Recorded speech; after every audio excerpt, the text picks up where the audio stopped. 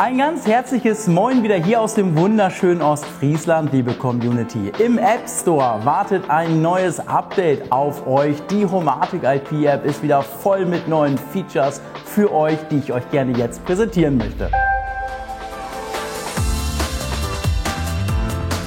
Darunter zum Beispiel eine Gerätetauschfunktion, die ihr euch auch oft gewünscht habt. Nun seid ihr in der Lage, ein Gerät einfach 1:1 gegen ein neues auszutauschen und es wird direkt in der App in jeder Gruppe eingebunden, in jeder Automatisierungsregel eingebunden oder aber eben auch mit den entsprechenden Zeitprofilen befüllt. Aber auch bei den Bewegungsmeldern sind wir natürlich auf eure Wünsche eingegangen und haben ein weiteres cooles Feature mit in den Gruppen integriert, denn ihr könnt Bewegungsmelder jetzt inaktiv schalten. Falls ihr euch jetzt fragt, warum soll ich das denn machen?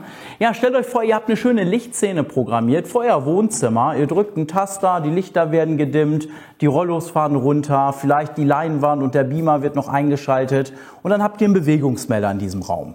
Ja, im ersten Moment, wo es dunkel wird und ihr euch bewegt, wird der Bewegungsmelder wieder das Licht einschalten und genau in solch einer Situation würde es eben Sinn machen, den Bewegungsmelder zu deaktivieren. Natürlich gibt es auch noch so ein paar kleine Veränderungen unter der Haube, die vielleicht nicht sofort auffallen. So habt ihr nun die Möglichkeit, in der Geräteübersicht nach Geräten zu suchen. Es ist also ein Suchfeld vorhanden, gerade in großen Installationen natürlich sehr, sehr hilfreich. Und auch das Einbinden von bis zu 10 Philips Hue Leuchten ist mit diesem Update nun möglich. Also ab in den App Store, neues App-Update herunterladen, viel Spaß haben mit den neuen Features. Wenn ihr irgendwelche Fragen habt, dann ab damit in die Kommentare, Daumen nach oben da lassen, nicht vergessen. Bis zum nächsten Mal.